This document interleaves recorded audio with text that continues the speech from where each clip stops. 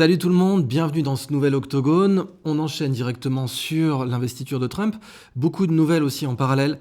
Alors d'abord, une nouvelle fois, on va donner raison aux complotistes, rappelez-vous, impressionnistes, Big Bang, argotique, etc.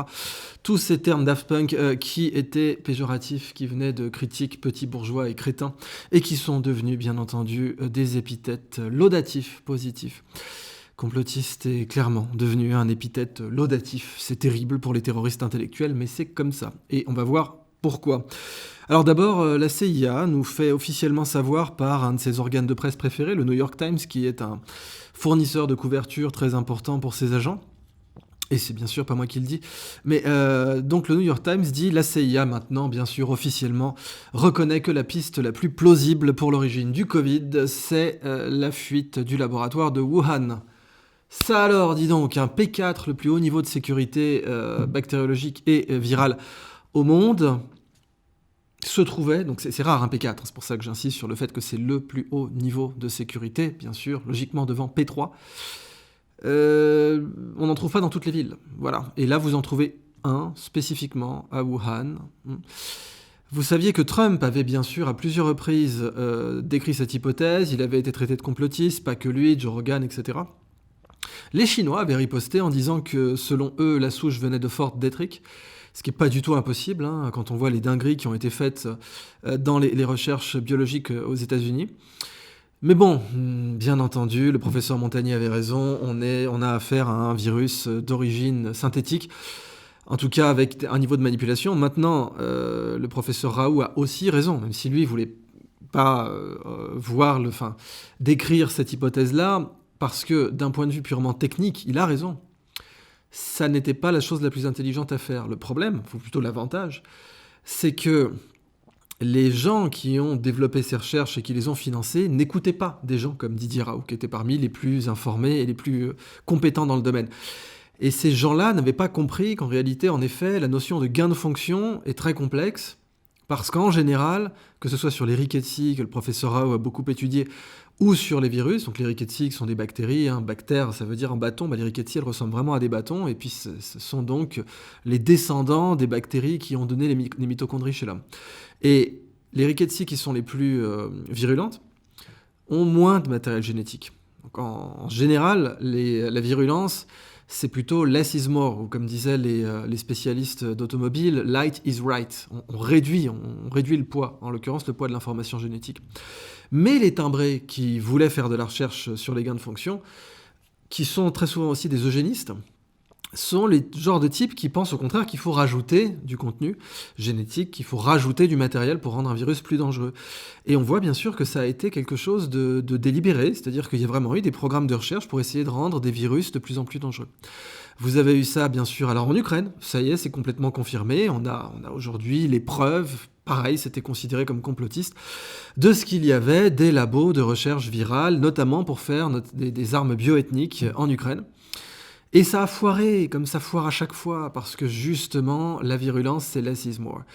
Et que pour les armes bioethniques, la diversité ethnique humaine est bien trop grande. Et puis surtout, quand on veut faire une arme bioethnique, la seule façon pour qu'elle puisse éventuellement cibler une population précise, ce serait qu'elle soit inerte, complètement inerte. Et le problème, c'est que du coup, ça en fait pas une arme très dangereuse. Parce que ça vous fait pas une arme qui peut causer des épidémies, si elle est inerte. Ce n'est pas un organisme, ce n'est pas une bactérie ou un virus. Si elle n'est pas inerte, le problème c'est qu'elle va évoluer. Et si elle évolue, vous n'avez aucune, et je dis bien aucune garantie qu'elle va cibler le groupe ethnique que vous vouliez cibler. Donc, dans tous les cas, les intentions de ces gens-là étaient abominables. Elles sont démontrées exister. Ce n'est pas du tout complotiste. Je rappelle qu'il y a bien longtemps, on avait déclassifié l'opération Northwood. Elle a été déclassifiée, je crois, dans la fin des années 90. Donc l'opération Northwood, c'est la CIA qui a admis qu'elle était prête à fomenter des attentats sur le sol américain, en tuant des Américains, en faisant les pires illégalités possibles, pour faire entrer les États-Unis dans la guerre à Cuba. Ce sont vraisemblablement les Kennedy qui ont empêché ça d'arriver, ce qui expliquerait leur assassinat. Et bon, quand on avait dit que les attentats de Bologne avaient été fomentés par les réseaux Stay Behind de la CIA, très longtemps, les gens avaient été accusés de complotisme. Aujourd'hui, on sait que c'est le cas, pour accuser les communistes. Et bien sûr, quand on ose imaginer que la CIA ait pu faire ça à nouveau, puisque jamais elle ne rend compte et jamais les instigateurs de ce genre d'événements ne font de prison, on est à nouveau accusé de complotisme par les terroristes intellectuels de la CIA qui se reconnaîtront. Eh bien, il semblerait qu'une nouvelle ère soit en train de s'ouvrir. Alors, j'ouvre donc l'investiture de Donald Trump à la Maison-Blanche. La deuxième investiture de Donald Trump en tant que 47e président des États-Unis a eu lieu le 20 janvier 2025, donc le jour de commémoration de Martin Luther King, à Washington DC, dans la rotonde du Capitole. Je rappelle que Vladimir Poutine a dit si Donald Trump ne s'était pas fait voler les élections, c'est le terme qu'il a employé, eh bien il n'y aurait pas eu de guerre en Ukraine. Bon, la fameuse guerre avec les biolabs, etc., etc. Cependant que Donald Trump a annoncé qu'il coupait les aides militaires à l'Ukraine. Je continue la dépêche. De nombreuses figures de la Big Tech ont assisté à la cérémonie, parmi lesquelles Mark Zuckerberg, qu'on a vu reluquer la copine de Jeff Bezos. Jeff Bezos, donc Sam Altman, OpenAI. OpenAI, ce n'est pas Open, c'est peut-être de l'AI, mais ce n'est pas Open. Outre que Elon Musk amené à diriger le futur département de l'efficacité gouvernementale, le DOGE, témoignant ainsi de l'intérêt de la nouvelle administration pour ce secteur. Des acteurs internationaux étaient également présents, tels que le président argentin Javier Milei, la première ministre italienne Giorgia Meloni, qui est très proche de Musk, comme vous le savez, et le vice-président chinois Han Zheng, représentant Xi Jinping, pour bien arrondir les angles question tarifs douaniers. Et je pense que ça va fonctionner, je pense qu'on va trouver un équilibre commercial entre la Chine et les États-Unis. Par contre, sur la question de Taïwan, je pense que tout équilibre qui serait trouvé serait nul et non avenu, bien sûr, s'il y a la moindre progression concernant Taïwan côté chinois. Et c'est quelque chose qu'on peut largement envisager en 2025, surtout si la guerre en Ukraine se termine. A noter que le professeur Christian Perron était également présent parmi les invités, invité par les équipes de Robert Kennedy Jr., puisque Christian Perron avait été à l'OMS, bien sûr, où il avait été représentant de la politique vaccinale de l'OMS avant qu'elle devienne complètement dingue. Cependant, on a vu que Trump coupait les vivres à l'OMS.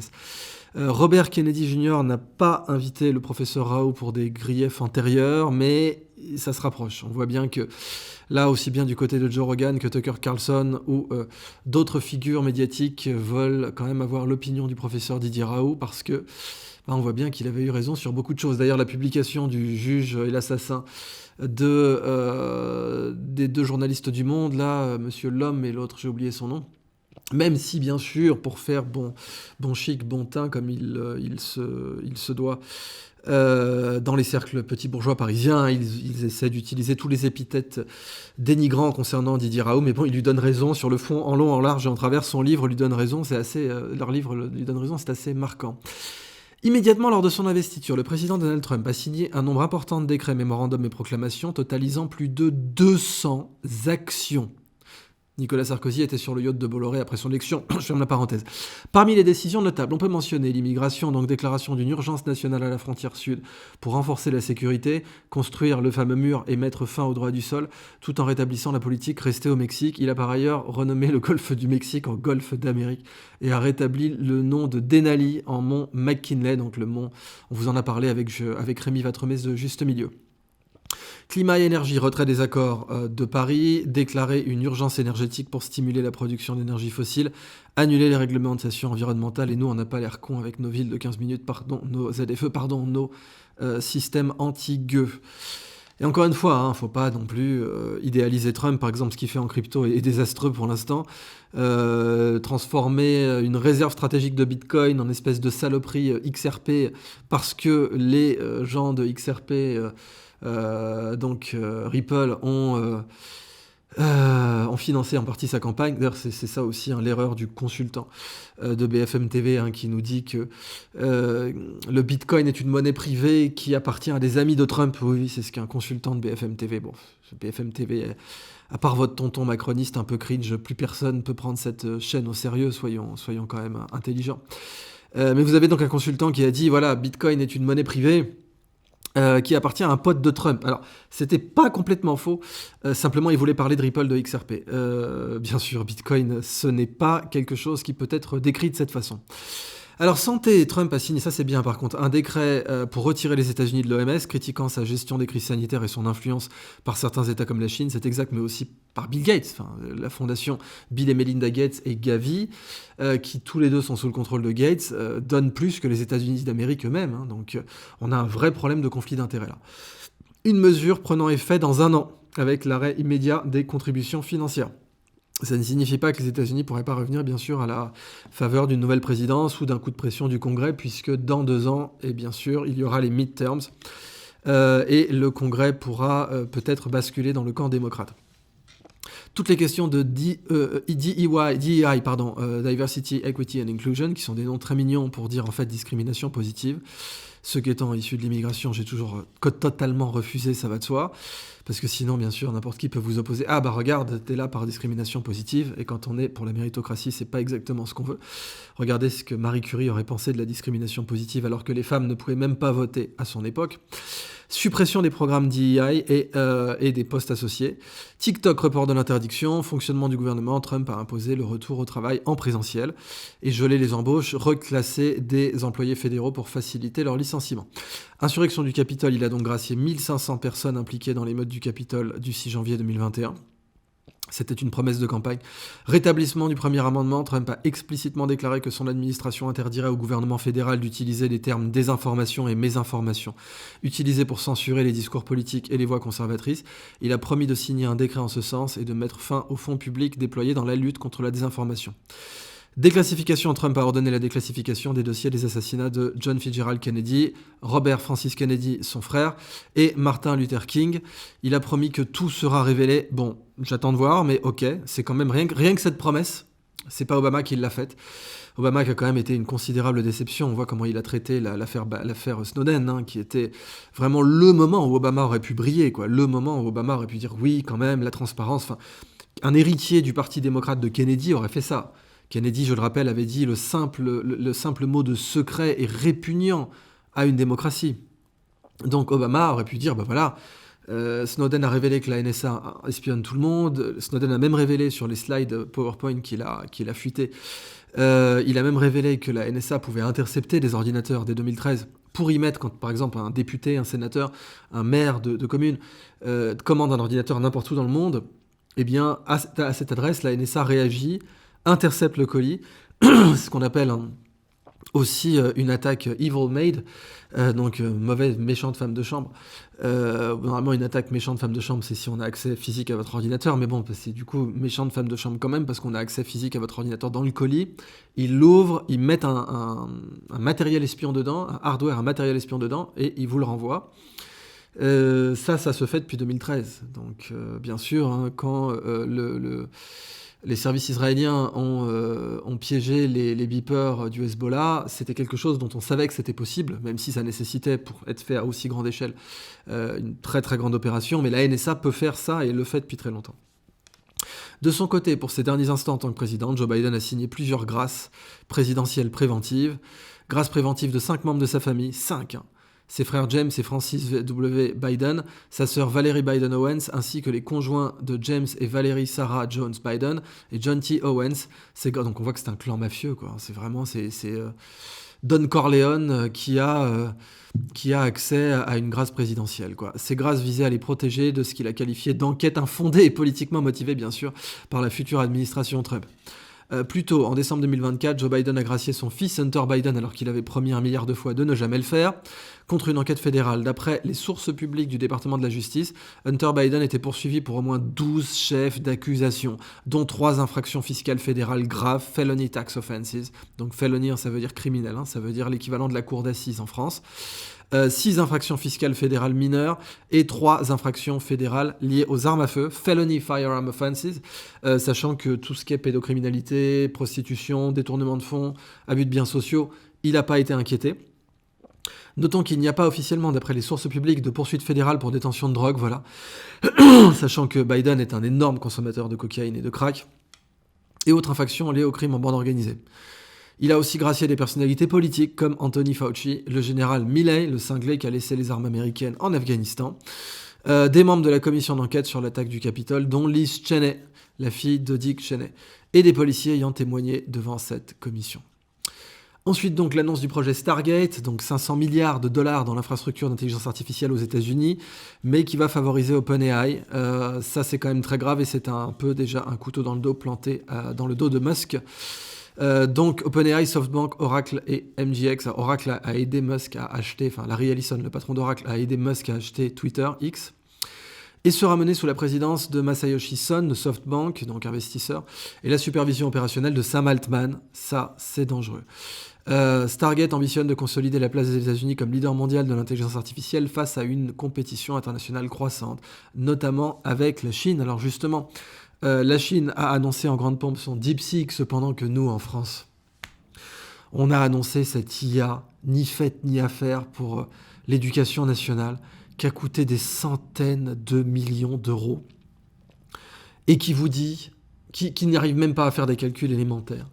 La French Tech dans toute sa splendeur. J'avais dit déjà à l'époque, j'avais expliqué dans les colonnes du Point en tant que chroniqueur que la French Tech était un foutage de gueule absolu, qui allait permettre à Macron de faire campagne avec l'argent du contribuable en disant qu'il était pour la Startup Nation. Tous les crétins y croyaient, ils étaient là, mais oui, regardez la French Tech, ah là là, faut voir hein, au CES de Las Vegas. Mais non. Est-ce que les Allemands nous ont convaincus du Deutsche Qualität en faisant un label officiel Germantech? Pas du tout. Le Deutsche Qualität, c'est venu par réputation fondée, pas par des promulgations d'État. Est-ce que les Japonais, qui sont, on ne peut pas le nier, une puissance technologique, ont créé un label Japantech? Mais bien sûr que non. Est-ce que les Américains ont créé un label American Tech? Bien sûr que non. La réputation, ça se mérite. C'est pas un crétin de fonctionnaire de Bercy qui décide qu'à partir de maintenant, parce qu'on est plus intelligent que les autres, on va mettre un label avec un coq, logo, coq, low poly, en origami, qui a coûté une blinde aux contribuables. Hein. Ça a coûté une fortune, tout ça. Hein. La Cour des comptes l'avait signalé, mais la Cour des comptes, à part aboyer, elle peut pas mordre, donc elle sert absolument à rien. Eh ben, enfin, si là, elle vient d'aboyer aussi, mais toujours hein, d'aboyer sur le France Télévisions sous Delphine Ernotte. Le Louvre aussi. Bon, le Louvre n'a plus une thune. Le Louvre vient d'alerter Rachida Dati, ministre de la Culture, qu'il était dans une situation catastrophique, alors que c'est le musée le plus visité au monde. Enfin, je veux dire, Coluche avait raison. Si on mettait des énarques à gérer le Sahara, ils seraient en pénurie de sable après 3 semaines. C'est exactement ça. On leur donne à ces gens le Louvre, le musée le plus visité au monde, et ils arrivent à vous le mettre en pré-faillite. C'est exceptionnel. Exceptionnel. Bon, vous me direz, pareil pour la RATP. Paris est la ville la plus visitée au monde. Normalement, vous avez de quoi être bénéficiaire. C'est-à-dire, ah oui, mais les touristes, nanana. Bon, ben c'est très bien les touristes. Vous les faites payer plus cher. Vous créez un pass à l'année. C'est ce qui est déjà fait maintenant avec la RATP. Regardez, le cas du Vaporetto à Venise. C'est réglé depuis longtemps, ça. Le Vaporetto à Venise, eh bien, les locaux, ils payent leur abonnement qui leur permet d'avoir un billet beaucoup moins cher mais qui s'engage à l'année. Et les touristes, ils payent plein pot. Et on n'a aucun problème avec ça. Le métro ne devrait pas être déficitaire. Le Louvre ne devrait pas être déficitaire. Bon. Mais donc, pendant que les Chinois sortent DeepSeek, alors DeepSeek, c'est pas la panacée non plus. Si vous lui demandez de parler de Xi Jinping, il changera de sujet. C'est assez pathétique. Bon, vous me direz, on a eu un même problème avec David Mayer, si je ne me trompe pas, pour OpenAI. Hein, donc, léger souci là aussi, David Mayer, qui est donc un membre de la prestigieuse, infâme famille Rothschild. Pendant longtemps, si vous demandiez d'écrire ne serait-ce que David Mayer sur ChatGPT, ça buguait. Poum, voilà. Donc, c'est l'équivalent de Xi Jinping. Mais quand même, ChatGPT marche mieux que DeepSeek. Bon, mais voilà, la France pendant ce temps-là. Bon. Avec un investissement initial d'autres entreprises technologiques participeront au projet. Microsoft fournira des solutions logicielles et cloud. Nvidia, les meilleurs GPU du monde pour les calculs intensifs. Et ARM Holdings, pour les semi-conducteurs, fournira des semi-conducteurs pour optimiser l'efficacité énergétique. Puisque ARM aujourd'hui a dégommé Intel. Qui l'eût cru? Vraiment, qui l'eût cru? ARM, c'était vraiment David contre le Goliath Intel. Mais avec les questions de performance énergétique, vous savez qu'ARM, ils ont Advanced Risk Machine, hein, fondé à Cambridge, si je ne me gourre pas. Cambridge, Royaume-Uni, pas États-Unis, pas Massachusetts. Et ARM, donc, le standard risque, qui est effectivement plus performant énergétiquement, est devenu compétitif avec l'arrivée d'abord des ordinateurs portables et la consommation des batteries. Et où Intel avait essayé d'être dans la course avec le standard Centrino, ça a 20 ans déjà, hein, plus de 20 ans même. Et puis ensuite, donc vous avez eu les téléphones portables. Et alors là, évidemment, avec les smartphones, ARM a tout explosé. Il n'y a que les Windows Phones, les tragiques Windows Phones qui ont utilisé des puces Intel pour leurs téléphones, mais ça a complètement bidé, comme vous le savez. Et donc maintenant, ARM a explosé le game.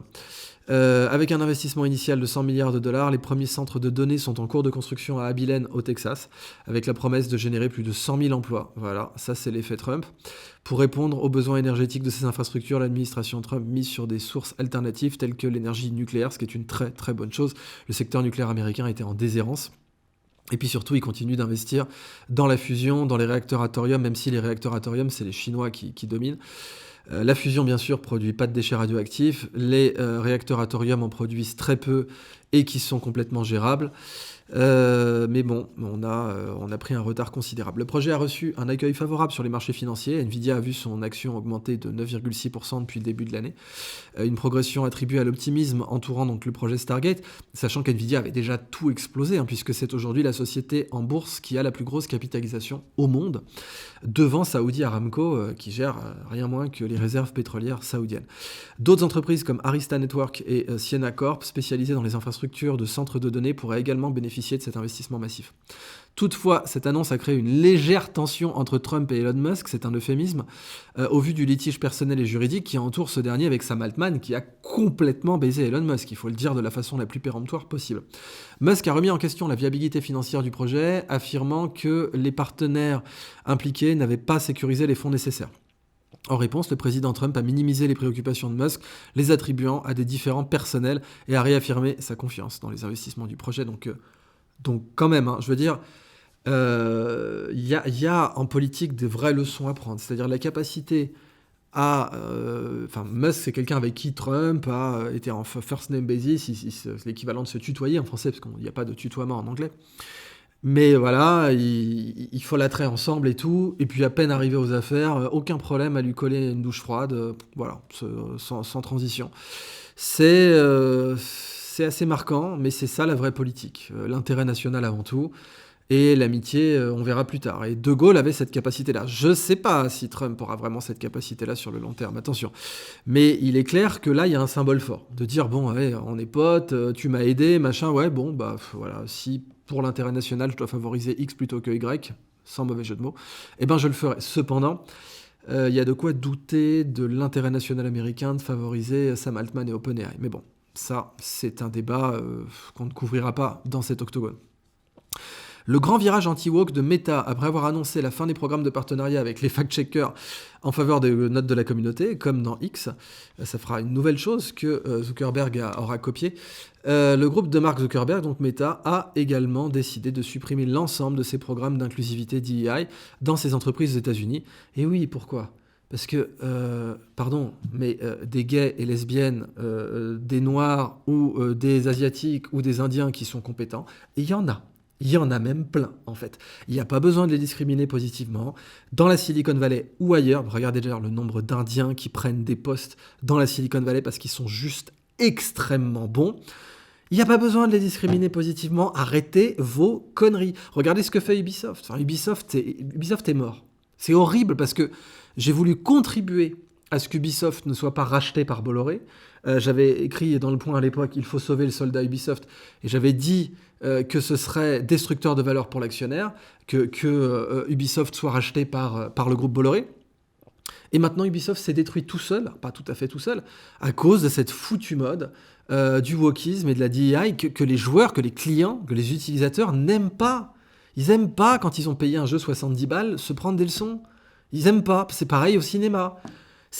Il n'y a pas de besoin woke au cinéma.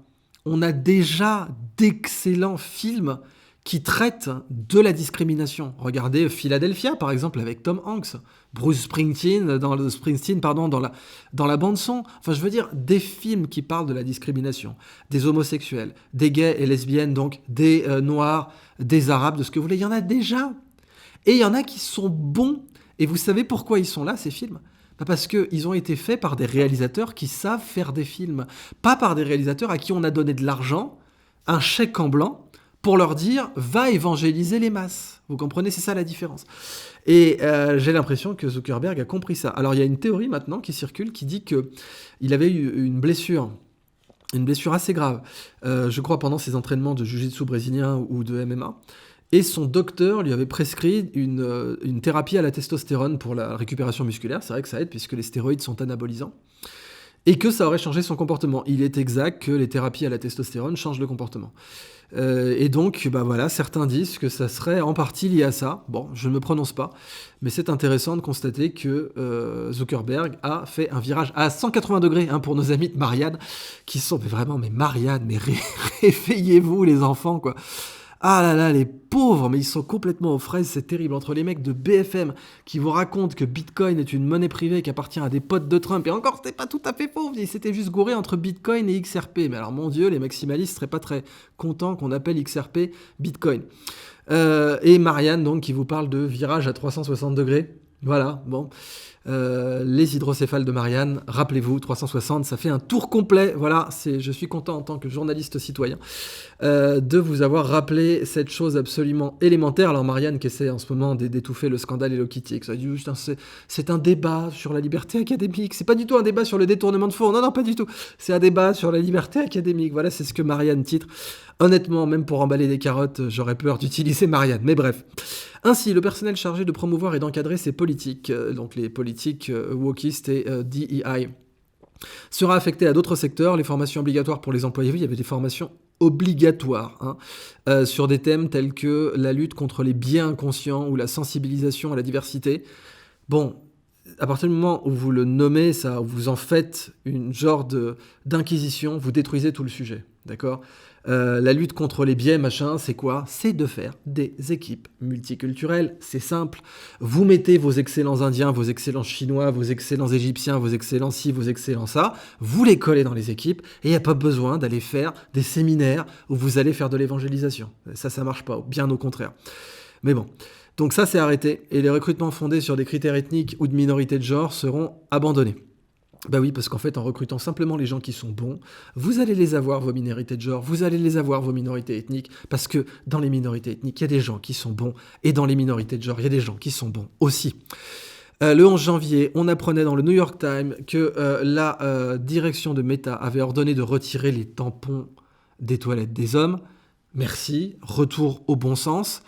Dans les entreprises et bureaux de New York, du Texas et de la Silicon Valley. Devant ce virage déclaré comme Trumpiste, ça va de soi, c'est juste du bon sens, mais c'est Trumpiste. L'entreprise a dû répondre à diverses accusations, celle d'avoir forcé les utilisateurs de Facebook de s'abonner à Trump. Or, le transfert des abonnements vers le nouveau président est automatique à chaque nouvelle investiture, comme il en fut pour Biden. Bah bien sûr, si vous suivez le compte présidence, le compte présidence, une fois que ce sera Trump, vous serez toujours abonné à ce compte. Enfin, ils croyaient quoi, les mecs, qu'ils allaient les désabonner, qu'ils allaient remettre les compteurs du compte présidence POTUS, President of the United States, qu'ils allaient le mettre comme ça à zéro. Non mais ils sont complètement cons. Donc, il y a autre accusation, celle d'avoir laissé passer 8000 campagnes de publicité liées au Kremlin, selon un rapport. Les fact-checkers ont aussi exprimé des inquiétudes suite à la fin des partenariats rémunérés, bien que l'entreprise a confirmé que la mesure ne viserait que les États-Unis pour le moment. En Europe, et notamment en France, le DSA oblige Meta à poursuivre ce programme de modération tripartite. Cependant, des inquiétudes subsistent d'après la lettre A.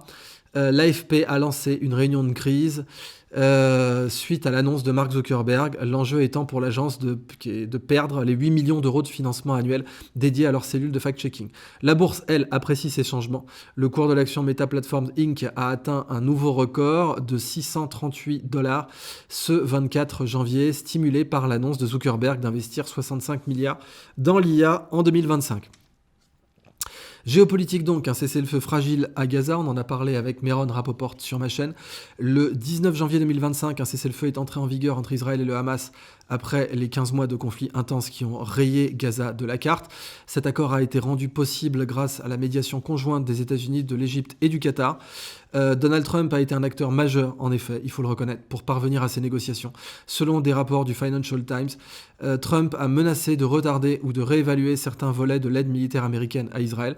Israël qui n'est pas du tout souverain en matière de logiciels, on l'a vu, c'est nos confrères de Plus 97 de MAG et de Mekomit, appel local, qui ont sorti ce dossier. Ça a apparu aussi dans Haaretz, que l'armée israélienne est totalement dépendante justement d'OpenAI et de Microsoft aujourd'hui. Et on voit, si l'armée israélienne s'en préoccupe, vous imaginez bien que l'armée française devrait s'en préoccuper, etc. Si aucune avancée concrète n'était réalisée, voilà, coupure de l'aide. En parallèle, le président élu a utilisé les canaux diplomatiques du Qatar et de l'Égypte pour renforcer son influence sur le Hamas. Le New York Times rapporte par exemple que des émissaires de Trump, incluant Steve Witkoff, qui déteste Netanyahou, ont convaincu ces pays d'exercer une pression financière sur le Hamas en menaçant de réduire les flux d'aide étrangère si le groupe ne coopéra pas à la libération des otages. En sachant que c'est le Qatar qui finance le Hamas, à l'époque avec l'autorisation pleine et entière et l'aide du Likoud, où Yossi Cohen s'était rendu au Qatar avec des valises de cash pour donner des autorisations très claires au Qatar et même des directives au Qatar pour financer le Hamas pour des raisons politiques. Les Israéliens qui sont morts le 7 octobre apprécieront énormément cela. Ce que nous expliquait donc Meron Rapoport, que aucune télé française ne va vous dire, et en particulier pas I24 News qui prétend parler à la communauté israélienne, franco-israélienne et à la communauté juive de France. Vous verrez jamais I24 News vous expliquer, comme Meron Rapoport l'a fait, qui lui est sur le terrain, que Ben Gvir, il peut pas bouger, il peut pas se déplacer à Tel Aviv sans se prendre des tomates pourries, et que sa popularité est en conséquence au plus bas. Non, ça, vous verrez pas I24 News vous le dire. Cette approche contrastait avec celle de l'administration sortante de Joe Biden, qui avait tenté pendant des mois de parvenir à un accord sans succès. Et oui, parce que Blinken, c'était pas tellement le type qui aurait pu obtenir ce genre d'accord. Bien que l'administration Biden a tenté de le revendiquer. Les deux administrations ont travaillé ensemble pour finaliser l'accord avant l'investiture de Trump. L'accord prévoit une trêve initiale de 6 semaines, au cours de laquelle le Hamas s'engage à libérer 33 otages israéliens contre 1900 prisonniers palestiniens, principalement des femmes et des mineurs. À ce jour, 3 otages israéliennes et 90 prisonniers palestiniens ont été libérés. Néanmoins, depuis l'entrée en vigueur de la trêve, des combats ont été signalés. Le 22 janvier, des tirs de chars israéliens ont été rapportés près de la côte de Gaza et des affrontements ont eu lieu à Rafah, entraînant la mort de 2 Palestiniens. Parallèlement, des opérations militaires israéliennes se sont intensifiées en Cisjordanie, notamment à Jénine, où au moins 12 Palestiniens ont été tués et 40 autres blessés lors de raids. Alors, Robert Fico, sans transition, donc le président de la Slovaquie, craint une révolution de couleur à Bratislava.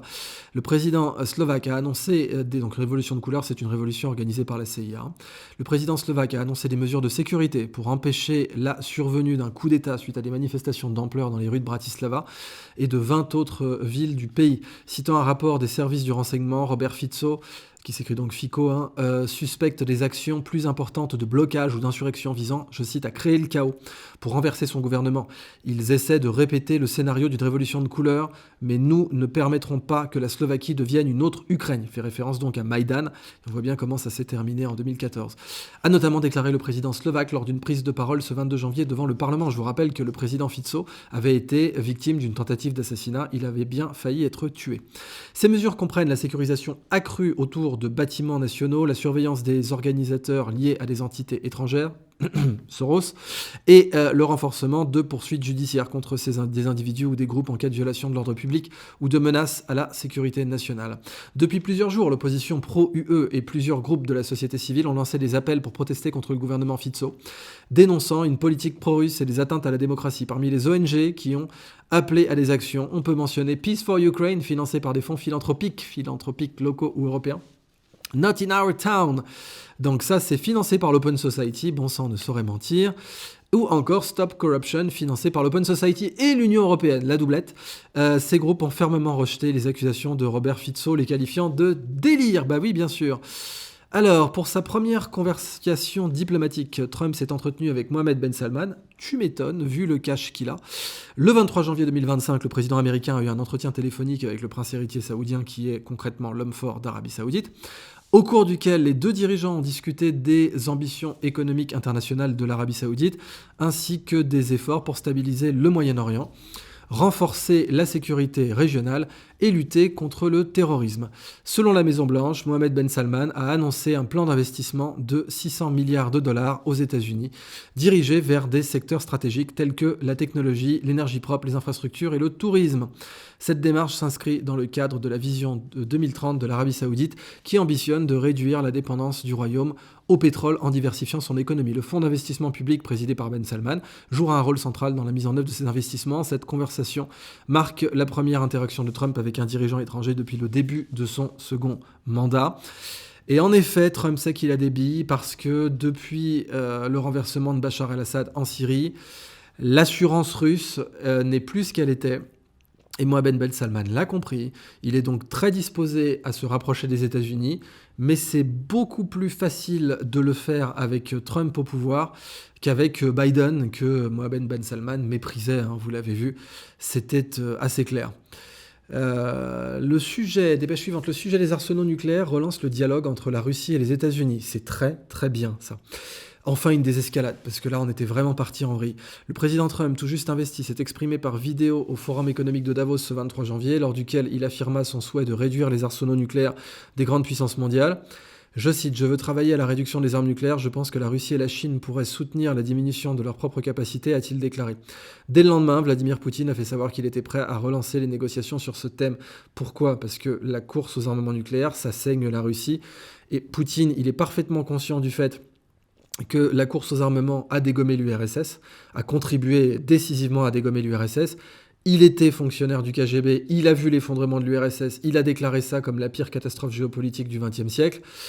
Il est conscient du fait que, bien sûr, il avait pris une stratégie dite noopolitique, donc la géopolitique de la connaissance, à savoir essayer d'innover, de faire des armes meilleures en qualité plutôt qu'en quantité, ce que faisait déjà partiellement l'URSS, bien sûr, hein, qui innovait énormément. Mais là, avec les armes hypersoniques, etc., clairement, c'était une stratégie pour tenir, pour pas avoir des dépenses excessives.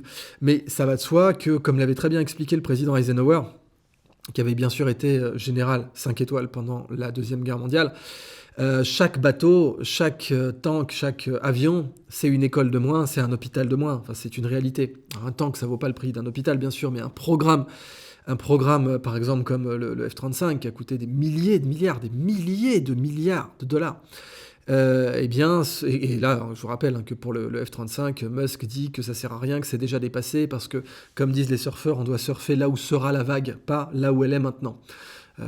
Comme en football, quoi, hein. Une trajectoire d'interception, c'est on va là où l'attaquant va être quand on est défenseur, on va pas là où l'attaquant est. C'est ce qu'on appelle en mathématiques une courbe de poursuite. Eh ben, les courbes de poursuite intellectuelles, ça existe aussi. Et de la même façon que les Chinois essaient de faire des bonds en avant, c'est leur stratégie, les Russes ont essayé ça, mais ils seraient quand même tout à fait ravis de pouvoir réduire leur stock nucléaire, ce qui nécessite bien sûr des accords avec une vérification, avec une confiance. Parce qu'après tout, comme l'avait dit le camarade Lénine, la confiance n'exclut pas le contrôle. Trust but verify.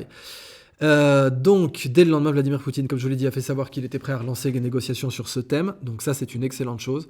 On pourra dire ce qu'on veut, mais Barack Obama n'avait pas réussi à obtenir ça. Pourtant, il a eu le prix Nobel de la paix.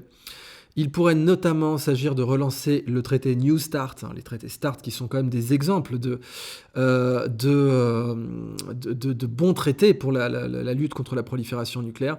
Donc START, hein, c'est Strategic ST pour Strategic Arms Reduction Treaty, dont l'échéance était prévue pour février 2026, mais qui fut suspendue par la Russie début 2023. Avec notamment son programme Oreshnik que vous avez vu à l'œuvre en Ukraine.